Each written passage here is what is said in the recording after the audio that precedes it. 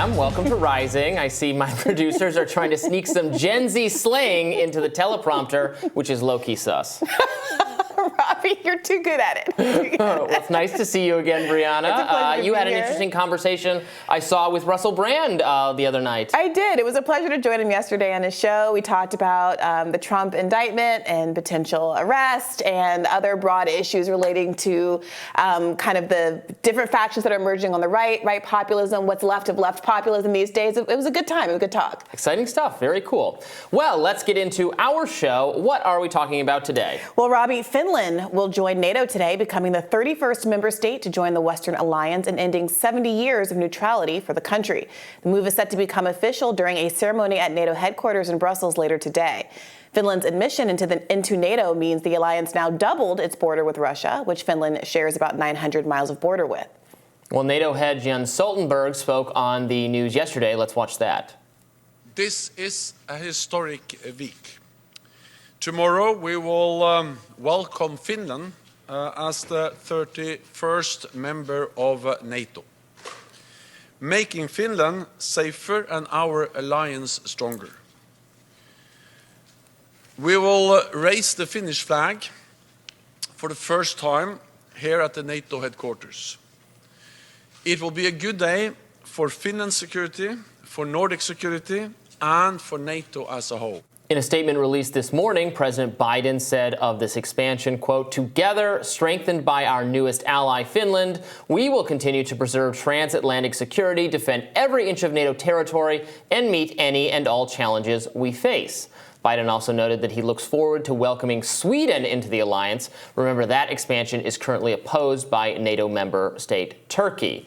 So we are going down the path toward a greater sense of confrontation between the more numerous nations of NATO and Russia.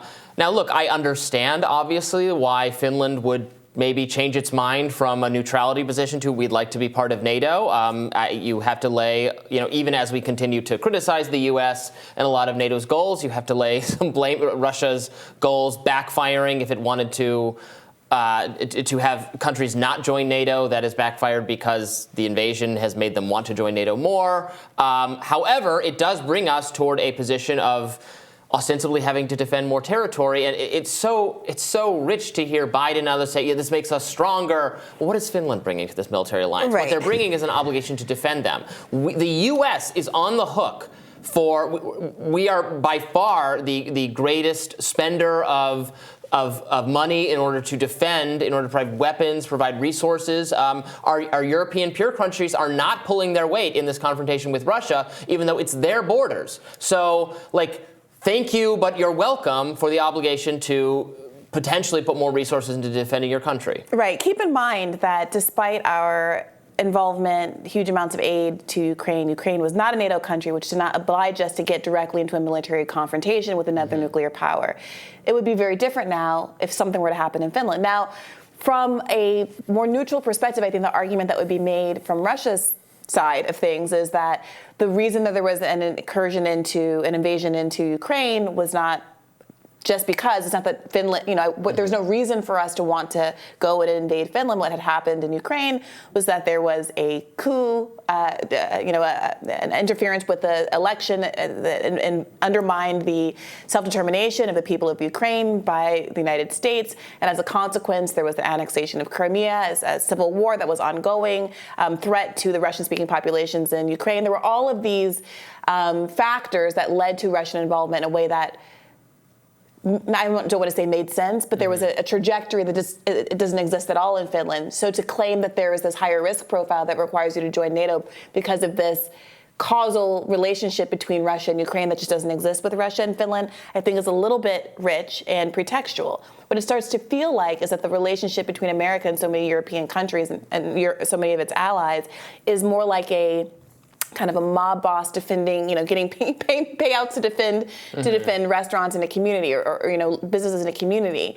And, those countries don't invest in their military. They're not required to pay as much of their tax base to holding up this huge military-industrial complex, and America comes in and offers that service for everybody as a consequence of them going along with our geopolitical whims, which is why you have countries potentially like Germany being largely mum on the question of who blew up their $11 billion energy investment, the Nord Stream pipeline, and the like.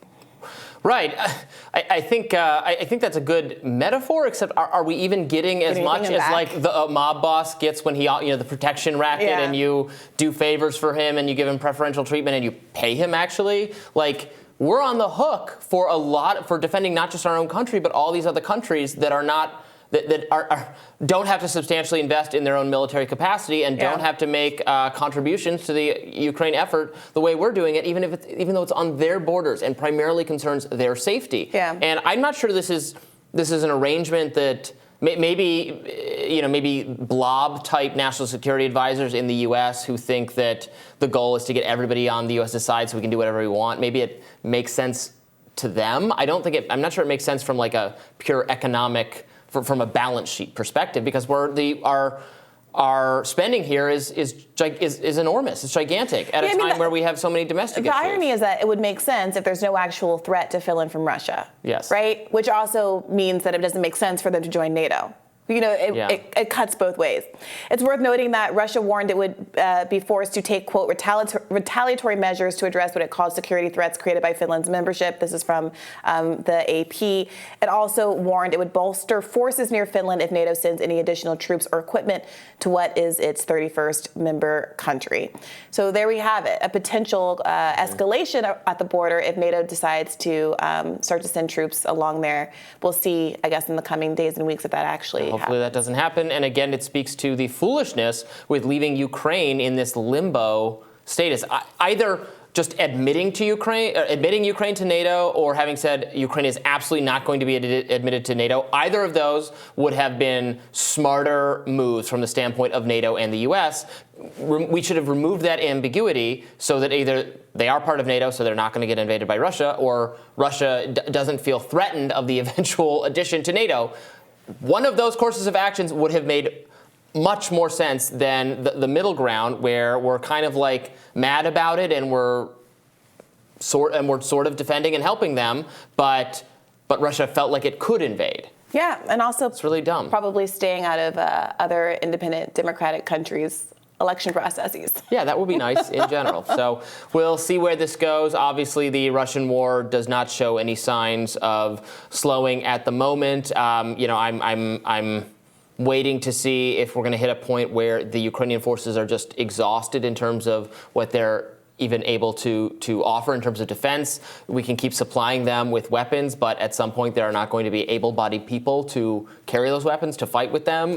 Russia can send in another wave and another wave and another wave, even though its own losses are substantial. So we might be getting to that point in the coming weeks and months, and we'll have to see where it goes from there. But it's just a horrible and bloody conflict that should end with we should be doing everything we can to bring to a speedy resolution, even if it's a resolution that frustrates both sides in some way, that results in Ukraine losing some amount of territory, having some territory on the Russian border be neutral or something like that. That should be something that we facilitate and make happen. Yeah, it's a tall order, because even the idea of a ceasefire, as we talked about, I think last week or the week before with was refused by the U.S. Absolutely. Right. Yeah. We say we want whatever Ukraine wants. That's what we want. Unless it's a ceasefire. We don't want that. Right. No ceasefire. Right. Yeah. All right. We'll have more Rising right after this.